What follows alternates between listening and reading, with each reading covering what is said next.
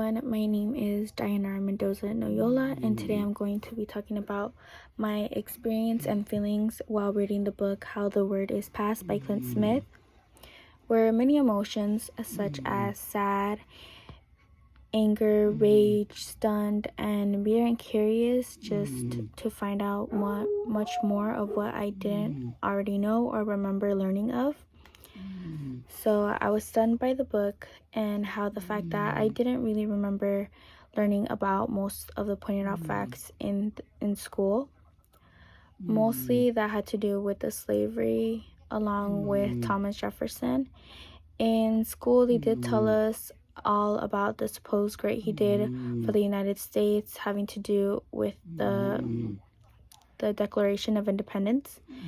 And they really made us picture this great person who cares for all the people with the information they give to us, along with just the little details that they did so we can learn more about him, such as, for an example, in elementary, I remember listening to songs about him and other presidents as well, and people who were a part of the signing on the Declaration of Independence. They make us picture this great person who cares for all the people with the information given to us, and close off all the ugly, such as how Thomas Jefferson was a racist and how he lived his great wealthy life off the profit he earned from the hard work of slaves. I keep getting surprised by the acts of the man who was the person who mainly drafted the Declaration of Independence. The disgusting acts of mistreating slaves and separating families by selling them from ranges of age to 5 to 13 years old, according to the book. We're talking about literal children being sold to work for the rest of their lives and getting treated like crap by men, along with being sexually assaulted, using them for pleasure, financial gain, or punishment. In the book, they talked about how black women that were slaves, they would have up to like 18 or 15 or more children, and all of them would mostly be sold, and they wouldn't really like get to mother them like some women do now. I was also really thinking about the people in the education system who let us think that people like Thomas Jefferson was a good person, doing good deeds for America.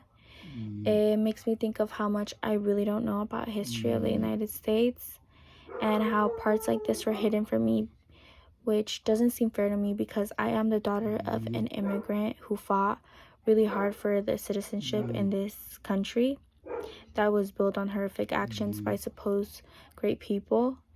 And I'm not the only one.